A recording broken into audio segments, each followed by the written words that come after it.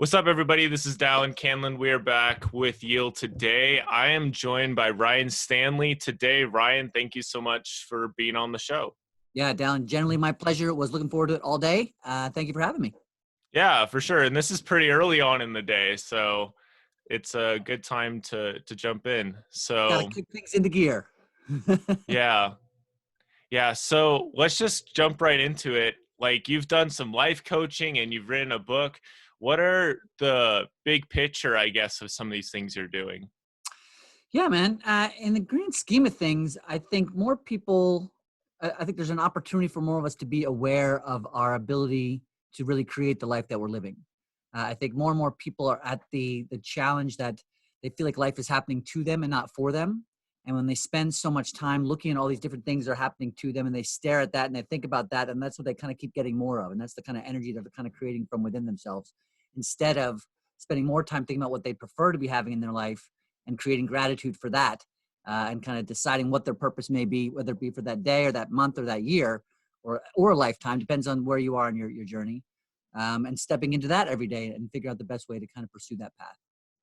Yeah, I think that's fantastic because when you act in your sphere of influence, it grows. I believe it talked about that in Seven Habits of Highly Effective People. So that's Totally. awesome. Take advantage of those things you can control because there are some things that you can Well, control. 100%. And that's the thing really and it takes practice just like anything else that's important. But you really can control the most important thing, which is your thoughts and your responses to life and your responses to somebody else's behavior, an outside situation. At any given point, you can ask yourself, who would I prefer to be in this moment? How could I have thoughts that will serve my purpose? How could I take action that will serve my purpose? How can I be more of who I prefer to be as opposed to who my reaction is, and my ego is asking me to be? Or almost sometimes feels like it's forcing me to be.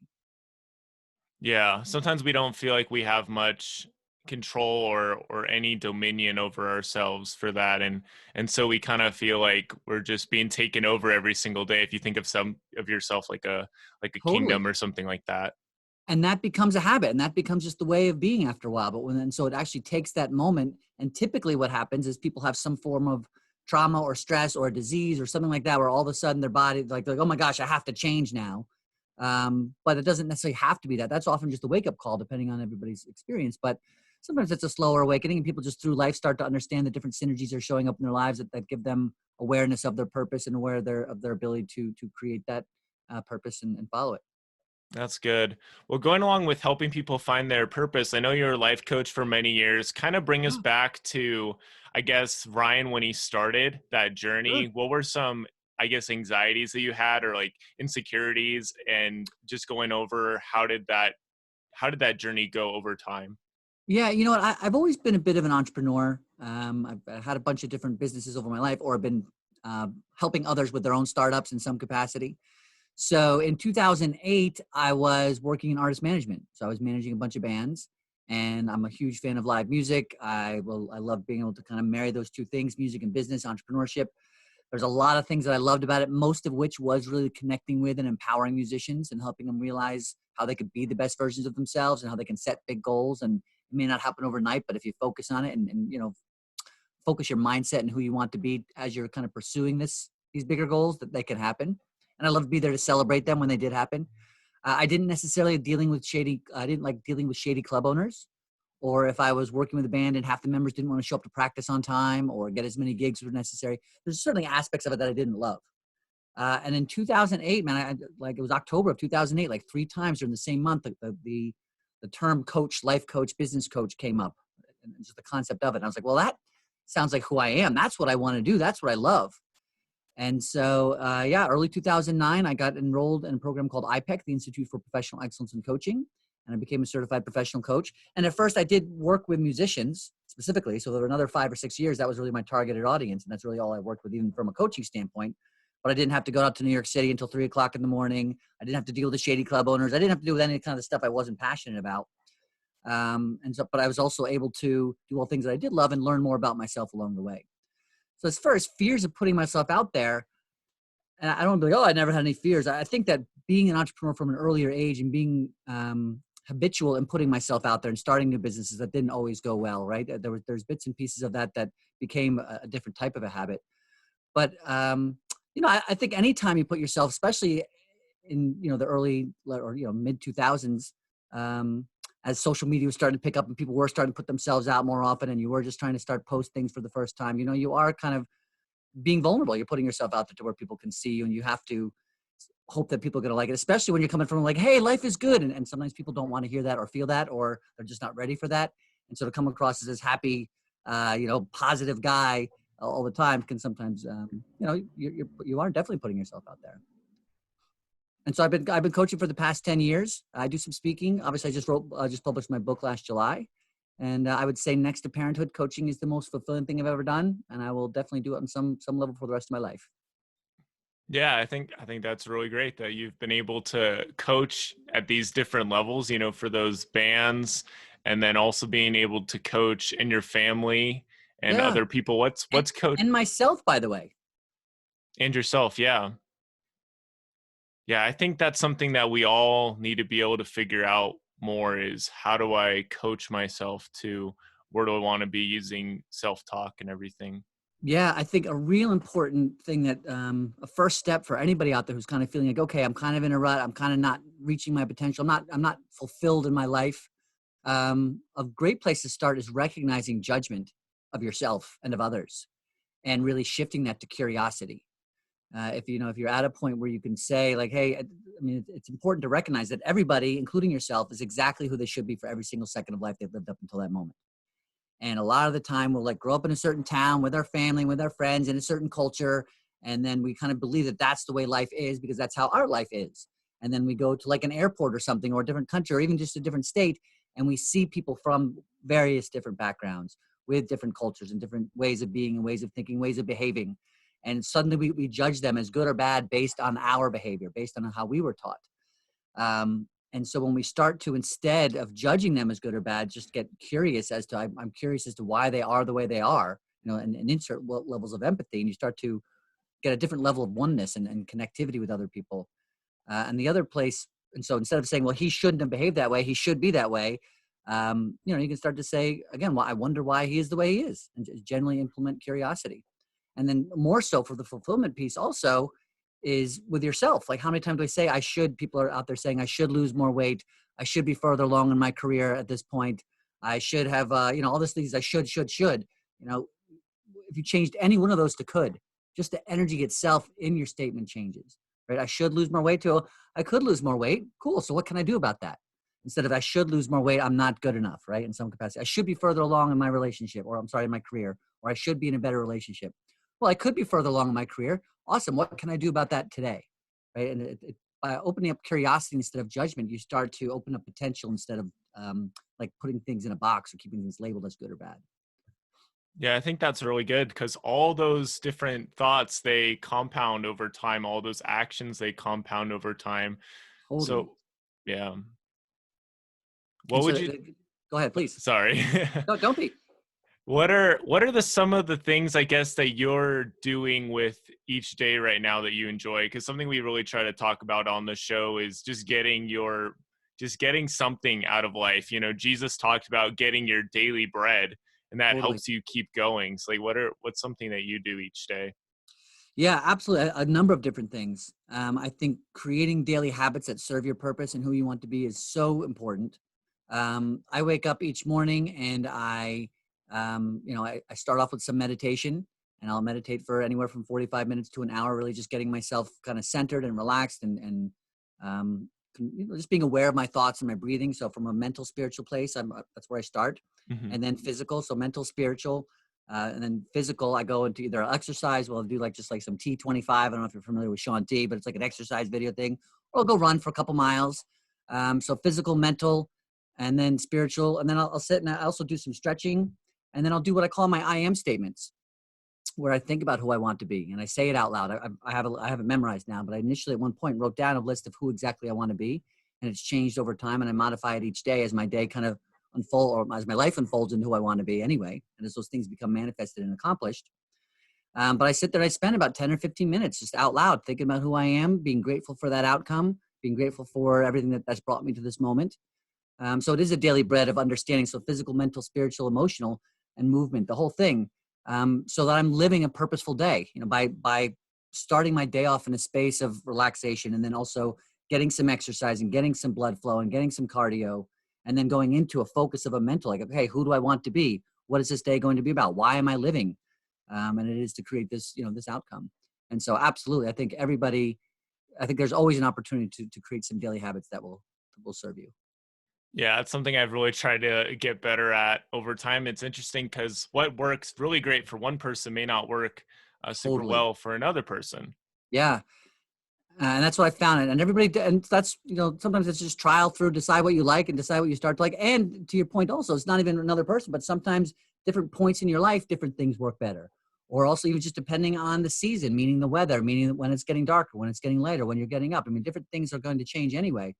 So for anybody out there, I wouldn't get caught up. It has to be this for the rest of my life, as much as who do I want to be Hmm. today? What are some different things that I can try to really start to feel like I am purposely creating my day and bringing habits into my life that will serve my purpose and help me enjoy the experience of life.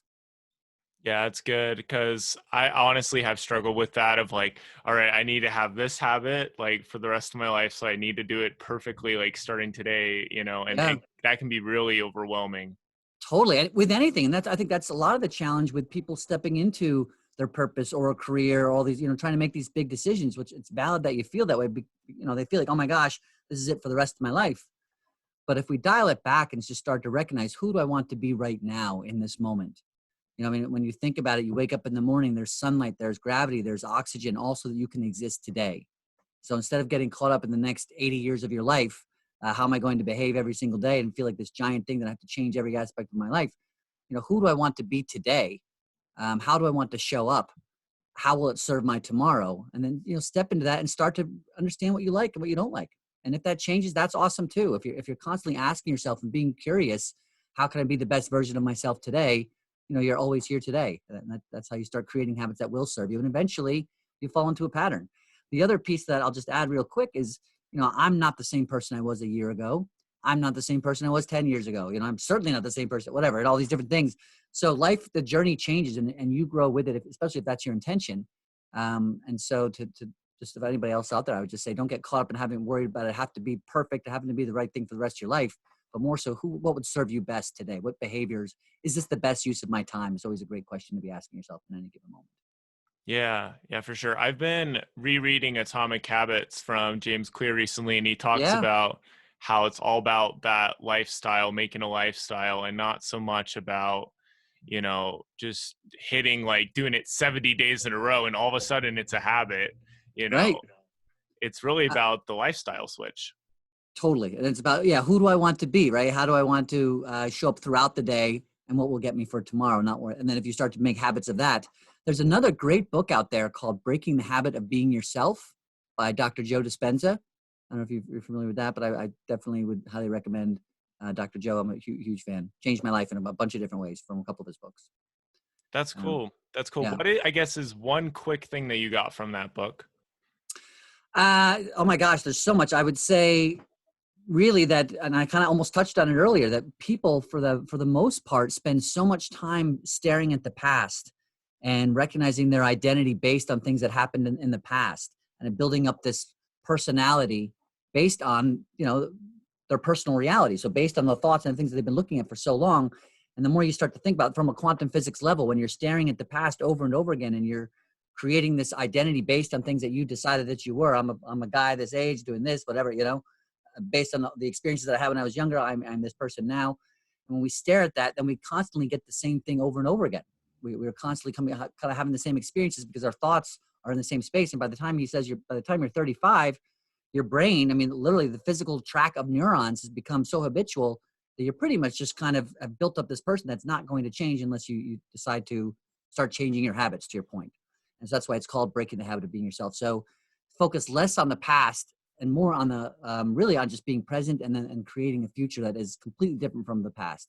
If you want your life to change, your personality has to change, because then your habits will change and the people you surround yourself will change, and the activities that you enjoy and participate in will change. And so it's really about getting clear not only on who you want to be, but who you don't want to be, and recognize where that comes up. And I think a lot of that came through in the book.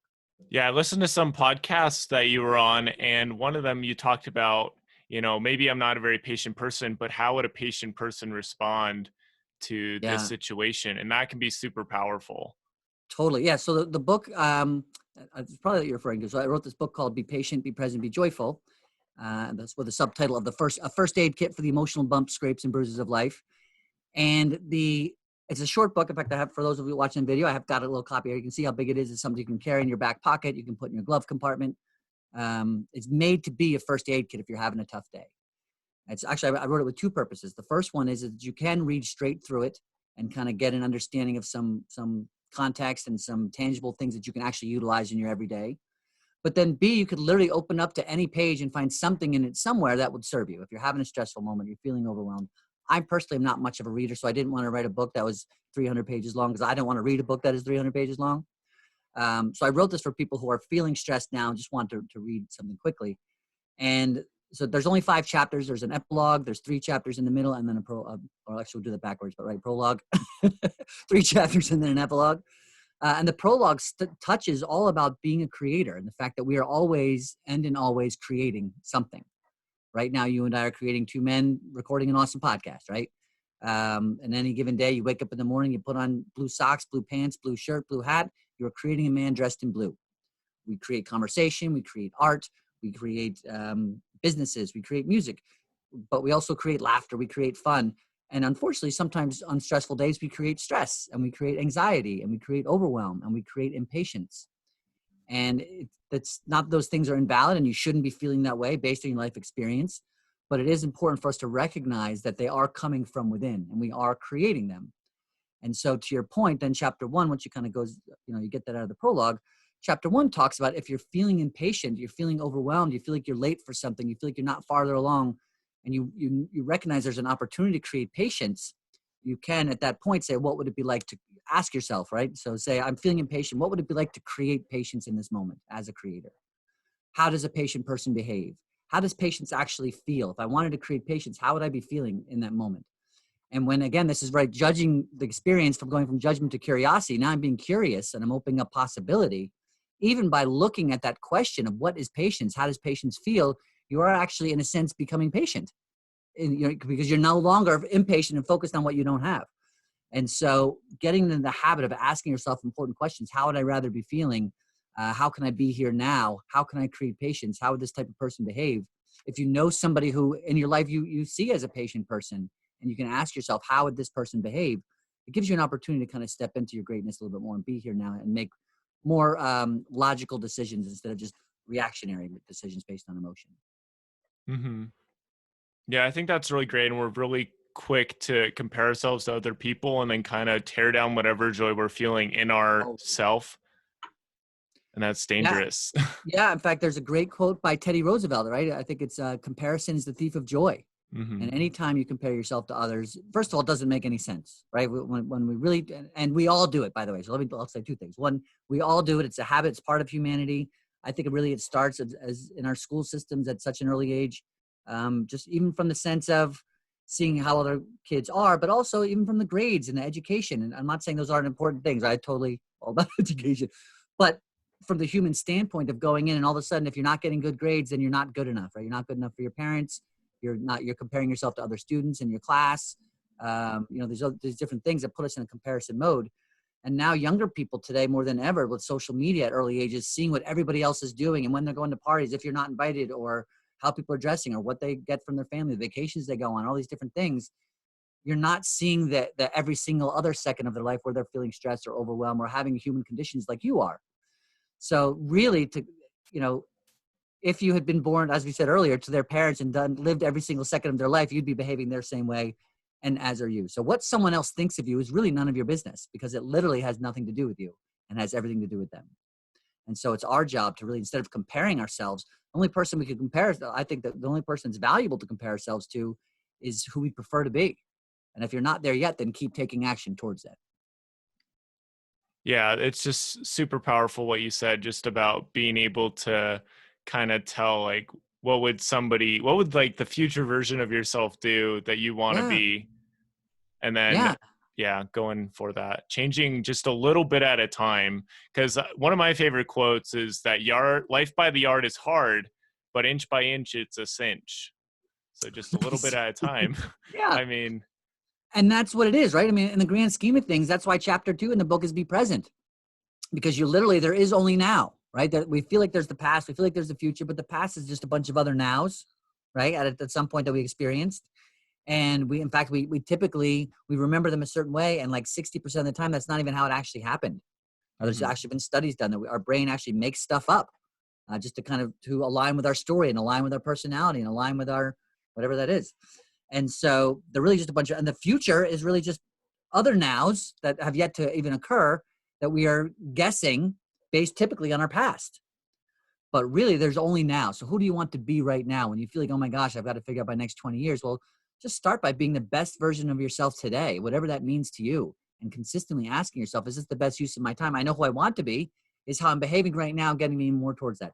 And that doesn't mean never rest, never have fun, never relax, never do anything that's leisurely, never spend time with family or friends. Depending on what you want to do, obviously, certain levels of success may require more time depending on what your career path is, if that's what we're even talking about. But obviously athletes, Olympic athletes spend a lot of time, depending on what your level of success means. But even if it's just to be more happy, even if it's just to be, change something about your life, to spend more time focusing on whatever that is and seeking it and asking for it and then creating gratitude for it in advance, because that is where faith comes into play. That's where the knowingness comes into play. It's like, faith isn't like, well, it might. Faith is like, okay, I believe this is going to happen. And I believe that it's a possibility in my life. Now it's my job to do my part to get there.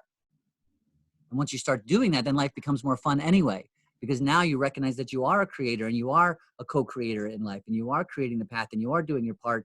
And then you get to look for the signs from God. You get to look for the signs from the universe. You get to decide, how do I want to interact with life today? If this is happening for me, if there is sunlight, gravity, oxygen out there just so that I can exist, and now I get to choose who I want to be today, to not be choosing who you want to be today is really doing that gift of life a disservice. And so at any given moment, there's always an opportunity for us to decide who we want to be and do something about it. Yeah, I think that's super powerful. Like when you meet somebody new, I run into people on the street all the time, and there's always that potential, like I could be somebody to help them out or somebody to make their day a little bit worse. There's a really cool scripture in Proverbs 25:25. It just says, as cold waters to a thirsty soul, so is good news from a far country.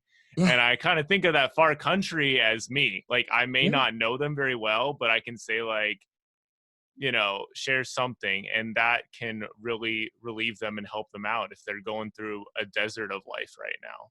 Absolutely. I always say, we touched on a little bit already, but be the light you want to see in the world. It's like live on purpose, but also simultaneously be the light you want to see in the world.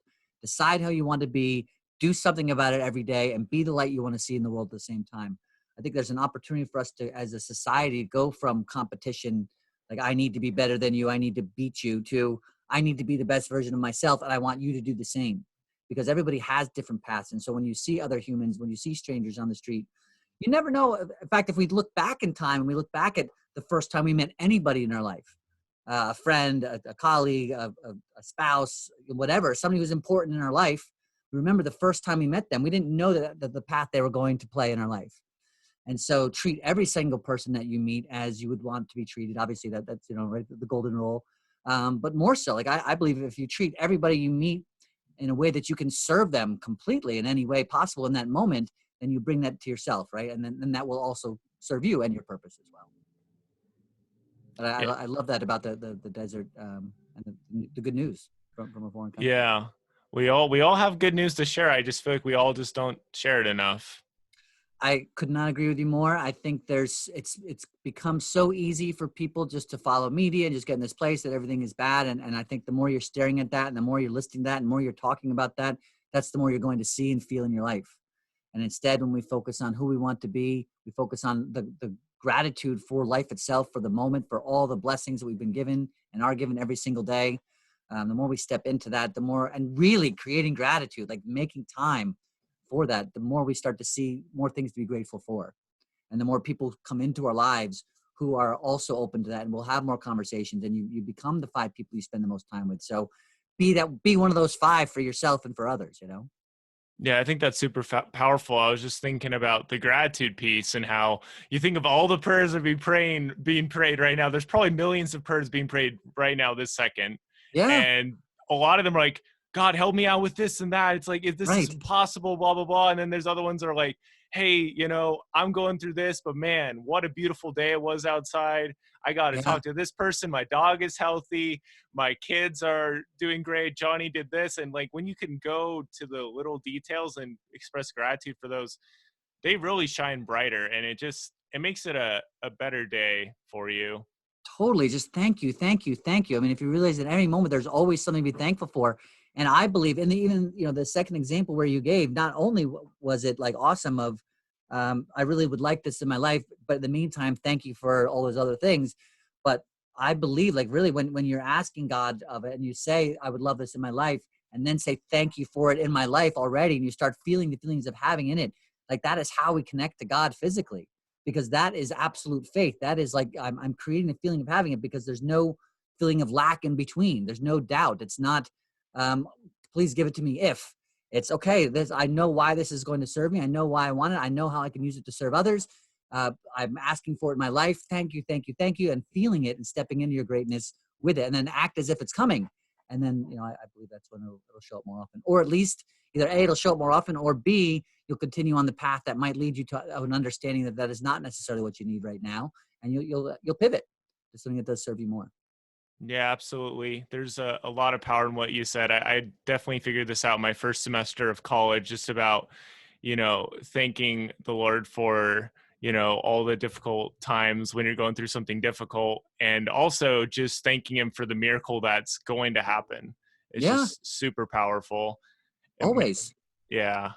It makes me think of something my dad would tell me. I spent some time at home this last 7 months and just was trying to, do school and work on this podcast and other things. And there'd be times I'd come and talk to my dad. And I believe God's like is a father figure for us. And so I Of like course. was talking to my dad and I was like, hey, I want to do this today. I want to work on this and all this other stuff. He's like, that sounds great, Dallin. And then he always says, make it so. It's like, now make it Right. happen. And, Yeah. God's going to put so many people in our lives to make those things happen if we really shoot for it. And then, like you said, there'll be other things. It's like, yeah, I have something better planned, Right. or whatever, like, because he knows that if we take one opportunity, that's an opportunity cost that we wouldn't be able to try another opportunity. And so, he's constantly trying to help us, you know, make the most of it. Of the experience. Well, and that's the thing. And when we start to recognize that whatever is happening, even the trials and tribulations, if we recognize that they are happening for us and not to us, and we step into that and even ask ourselves, again, going back to curiosity, and it's not from a sarcastic, oh, why is this happening to me? But more of a, okay, so why is this happening for me? Right? Or I was about to say, actually, I said that incorrectly, but I meant the sarcastic. It's not sarcastic. Oh, how could this possibly be happening for me? Yeah, right. As much as, okay, in a weird universe, if God wanted this to happen for me, what would be the reason, right? And if you ask yourself that question with faith and intention, and knowing that it is happening for me, and then you generally are curious, you can come up with a couple different reasons and then decide which one of those feels best to you, and start taking action on that. That's when really powerful things begin to happen, from my experience. Yeah, no, absolutely. I think for me, one of those reasons is so I can share those experiences with others. Like, Totally. I've been laid off from a job out of nowhere. I've Yeah. failed a test before, all these different things. And so you're able to have compassion on others. What's, I guess, the experience in your life that was kind of a setback, and how you're able to, turn that into I'm grateful moment for you?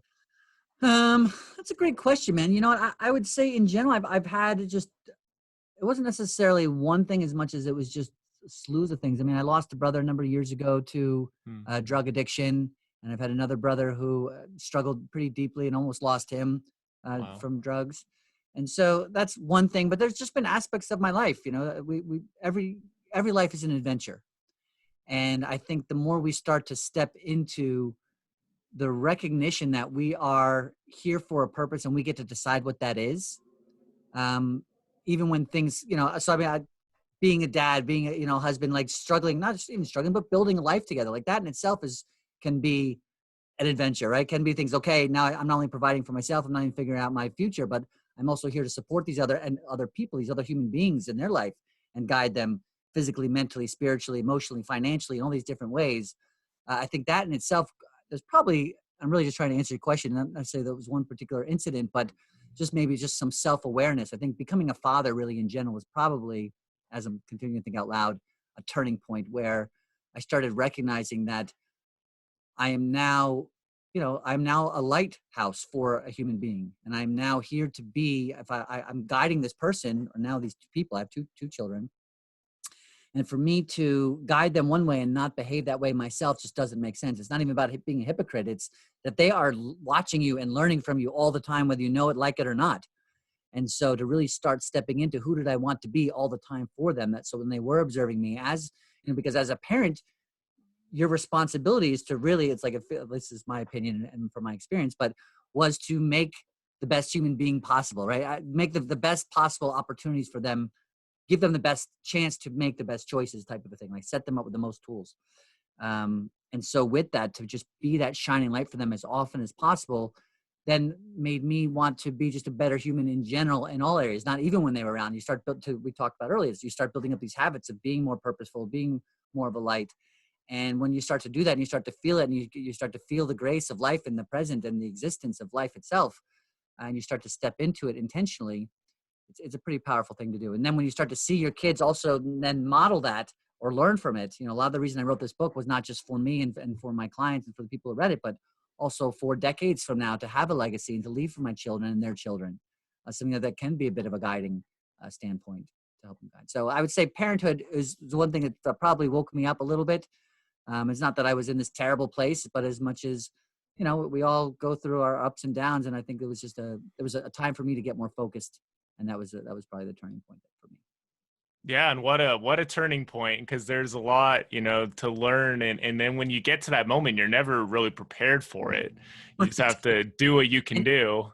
and it changes constantly, right? Always. So I've got a 9-year-old and a 6-year-old, and it's still, there's different stage every single time, and your second one is different from your first one. And now you have two, and everybody, there's so much growth and change with it. Being open and, going back to the other things of comparison, like, am I being a good parent compared to others? Am I doing the right thing? And all these other things, that comes into play as well. And it's not like it's just a 2 hours a day, 8 hours a day thing. It's like every day of your life for, 18 years at least. So knowing that and being the best version of myself just because of that, so that I can help them. Also, the other part about this is you're now ideally helping them not have some of the same challenges that I had as a younger person, right? Being the person who I wish I had in my life as a younger person. Yeah, I think that's super powerful. One of my favorite hymns that I'd sing in church is called Brightly Beams Our Father's Mercy. Yep. And basically talks about how, you know, it's like just talks about how, there's the lighthouse that's like kind of shining and everything, that there's also all these little lights along the shore that are kind of helping people not crash, because the Yeah. lighthouse gives them that direction. But at the same time, for somebody to get safely to a port, there needs to be those other lights there to kind of welcome them, Yeah. so to The speak. runway lights almost. Yeah. Yeah, it says like, let the lower lights be burning, send a gleam across the wave. Some poor fainting, struggling seaman you may rescue, you may save. Yeah. And that's like something you get to do as a parent. You can't like force them in different directions, but you can kind of guide them in different ways so that light's always on for them. And when it's dark, it's still there. Absolutely. And I love, as a person of faith, you're also being that light for other people, right? So you're being, from your faith, being a love of Christ, love, the life of Christ's love through you, and shining that light as you meet people and when you connect with people. And as a parent, yeah, it's no different. I mean, you're constantly not only being, but then they can ideally take that light with them, right? That's really the whole intention, that it is contagious, that it is something that will light up their life, and they can then, share it with others to do the same. Yeah, It's pretty absolutely. powerful thing. Yeah, no, sure thing. I was thinking before we jumped on this call about the parable of the 10 virgins. It's a very interesting story. You have the 5 that are wise and the 5 that are foolish. The 5 that are wise have enough light and oil in their lamps, so it's burning to get through that next day, and then some, like in case that goes out. So when the bridegroom comes, who represents Christ, they're able to relight it and then go after it. But the people that were foolish only had just a little bit, And so basically it's kind of the give a man a fish, he'll eat for a day, and teach a Yeah. man to fish, he'll eat for his whole lifetime. So I Yeah. think that's really awesome. Well, what you're doing just about helping your kids position themselves to be able to help themselves with things Totally. they're going through. And again, to even just dial it back, a great way to do that from my experience is also through curiosity as well, because when you are, instead of telling your children what to do, you are asking them questions about their behavior, that gives them more buy-in on their choices, and it helps them to think a little bit more. And not only are they thinking more, I'll give a very basic example of, especially my younger one, like even at 3 years old, right? They climb on the table for the fourth time, and you, instead of saying, get off the table, you say, what do you think I'm going to say right now? And it gives them the opportunity to think about the situation. It gives them the opportunity to take responsibility for their action, and then, move and get off the table. As opposed to yelling, get off the table, they're now not only, yes, they're doing it, but they're doing it from a pain response, from a fear response, and they're doing it because I have to do it, and not because I understand the reason why I should be doing it. And so much again. So now, in fact, I'm also coming down, get off the table. I'm judging you as bad. Stop doing that. And again, doesn't mean that everybody's behavior doesn't have, what's the word? Anyway, action, reaction, consequences, right? There are consequences. I'm not saying any, but I am saying, as a parent, or even as anybody else who wants to coach somebody or mentor somebody or help somebody, right? Maybe someone new to the church and they're looking just for some guidance or whatever, to ask them more questions about themselves instead of, judging them as not being good enough. It's more about being curious. How can you be, who do you want to be? How does that show up in your life? How do you want to be more of that? What steps can you take towards that? And really helping people to build up a habit of asking themselves instead of judging themselves as being stuck in this one space. And really get in the habit of being curious as who do you want to be? How can we make that happen today? Even just for today. Yeah, I think that's really powerful. Going back to James Clear's book, he talked about when you're writing, you're a writer. When you're exercising, you're an athlete. When you're doing all these things, you're that person. When your son jumped on the table, he was somebody who jumped on the table, but that's Right. not his identity. Right. He's He was being a 3-year-old. Yeah, he's doing something, just a temporary behavior, but definitely Yeah. not. Yeah. And the challenge is that I'm a 45-year-old man, and we in our brain. So now with the 6-year-old and 9-year-old, on some level, whether we take the time to think about this or not, but we are expecting them to behave like a 45-year-old man. We're expecting them to have the same lessons and understanding of life that I have, and know why I'm telling them to do or not to do something, when really that's not the case at all. And it's so funny. So many of us remember our parents telling us to do stuff, and I think that's the blessing for me, that I did grow up with a lot of brothers and I did have parents. And so now when my boys behave a certain way, I remember being a boy with brothers, and they're not really just trying to be bad. They're just being kids. They're just trying to figure out life, from a 9-year-old perspective. And Mm-hmm. so to really kind of get down to the perspective more often than not and ask them, well, why do you think that I'm saying that? And of course, a lot of the time you get, I don't know. And you say, well, if I don't know wasn't an option, what else do we have? You know what I mean? And get them to start thinking about the answers, and then instead of just dictating how they should be living their life. Yeah, just bringing down the gavel, like, Yeah. yeah. If anything, that makes people not want to. They just feel pushed against. They feel like they've just been judged. They feel like they're not good enough. They feel like it's coming down on them, as opposed to, empowering them and exciting them to be the best version of themselves, and asking them questions how they can do that, and planting those seeds of habit of curiosity for themselves. So they start to look at situations, instead of already assuming that they know the answer, be more curious as to what the answers might be.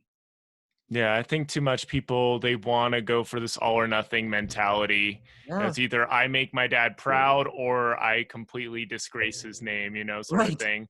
And yeah, I think that's really important to remember, that there's this middle ground of learning and growth, of I'm trying to figure out who I am and I'm making mistakes, and that's okay. Absolutely. And, again, talking about from a place of faith, like forgiveness, right? So the understanding, the ability to forgive, and the power of forgiveness. I'll never, ever forget. There was the most powerful, at one point in my life, I was really going through some heavy times and some stress. And one of the most powerful lessons I ever learned came in, it was maybe it's 3 sentences technically, but it just said, forgiveness is understanding there's nothing to forgive. And then it also, so then right after, that's the first sentence. And the second understanding, the second and third sentences were, forgiveness is understanding, period. There's nothing to forgive, period. And what stood out to me about that is, going back to everything we've touched on a couple different times, but if somebody hurt you, whether it was intentional or not intentional, again, the understanding piece, the empathy piece is that they are literally exactly who they should be for every single second of life they lived up until that moment.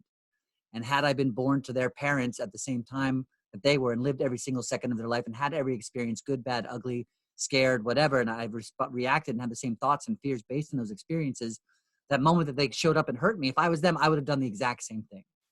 So again, it doesn't mean there shouldn't be consequences for people's behavior, but to forgive is to understand, because forgiveness is, is understand that everybody's exactly who they should be. So it's up to me to decide who I want to be and how I want to show up based on the information. What lesson can I learn from, this experience? Whether it hurt me or not, there's always an opportunity for growth. Yeah, I think that's really powerful. I'm just thinking about, Jesus going after the lost sheep. I'm Yeah. sure it was pretty, okay situation, all these sheep hanging out. One of them's like, I'm out, I'm gone. Yeah. I'm just gonna go find out what's in the mountains, gets super, super lost.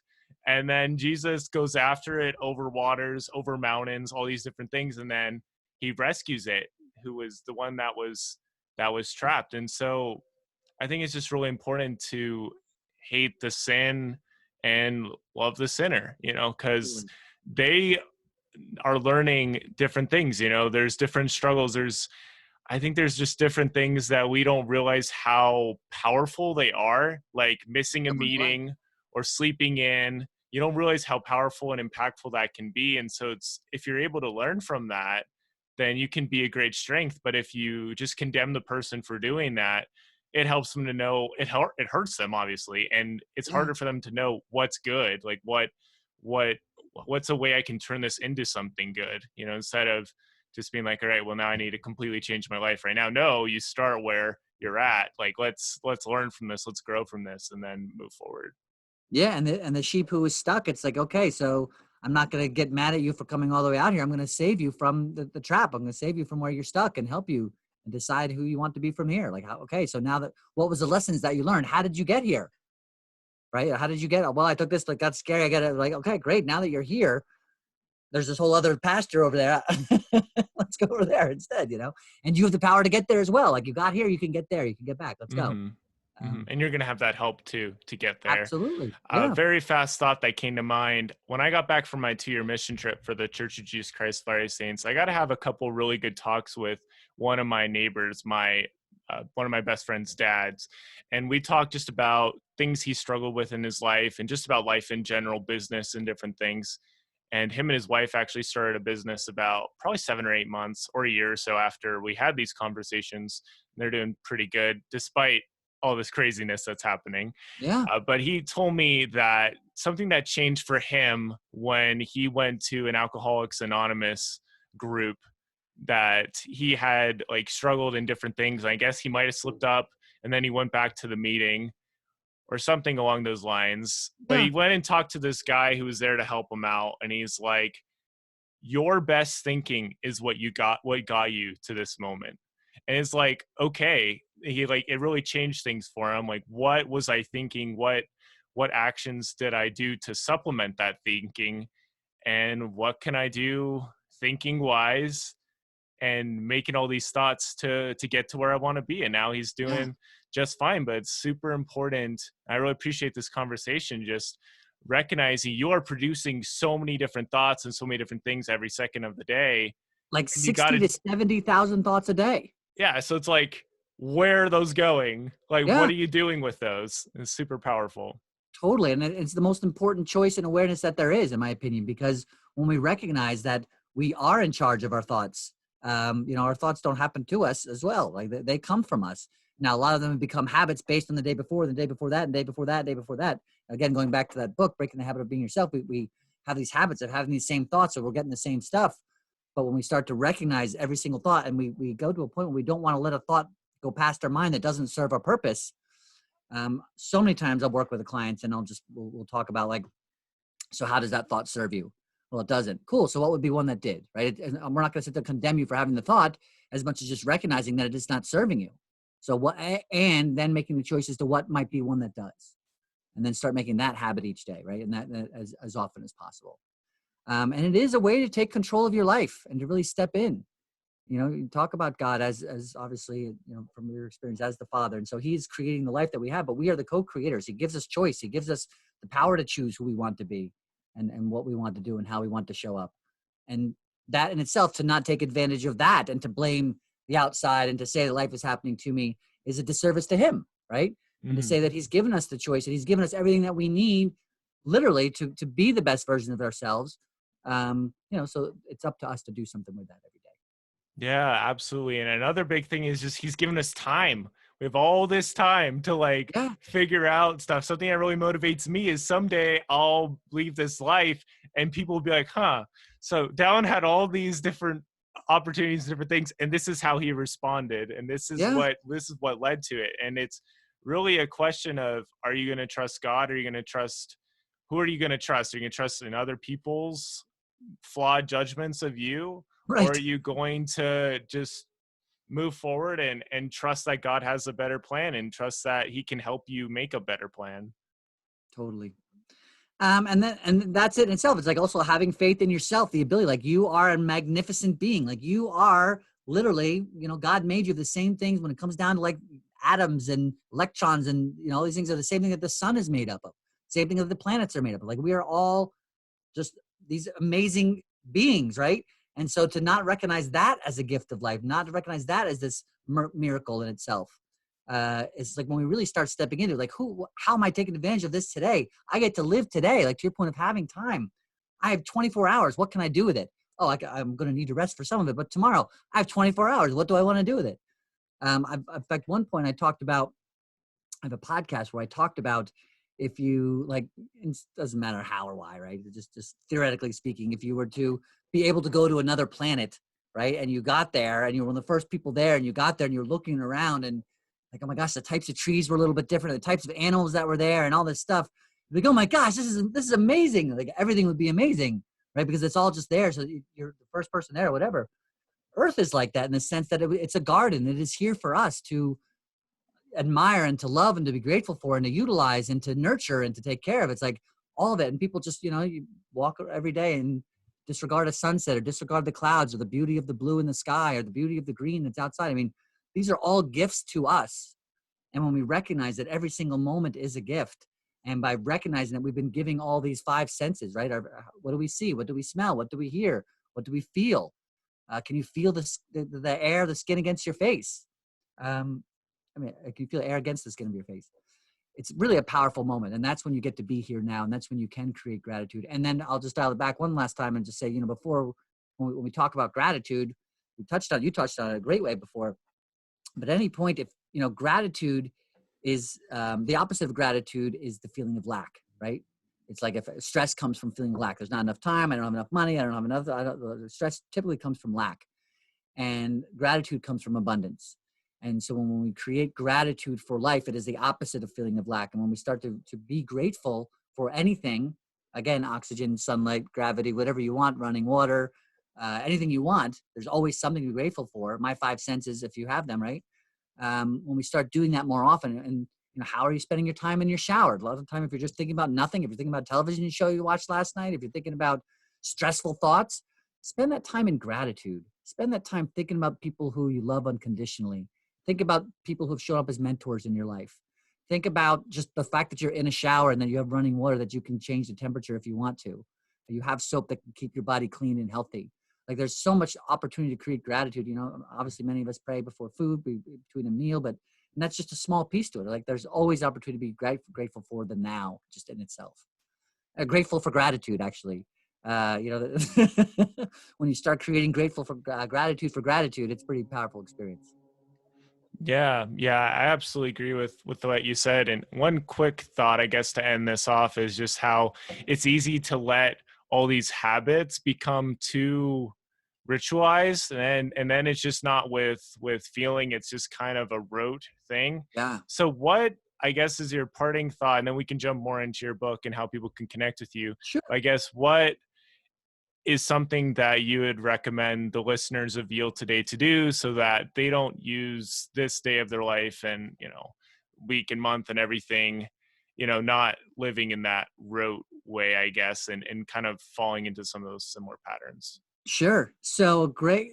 So instead of the habit of just being like this drill that I have to go through every day, and I don't want to, say it too many times, but ask, be curious about why am I doing this? Right. Again, we're going up to curiosity. How can I be more present now? Because if you're just doing something for the sake of doing, you're not doing it. You're not being present, and you're not really necessarily creating gratitude.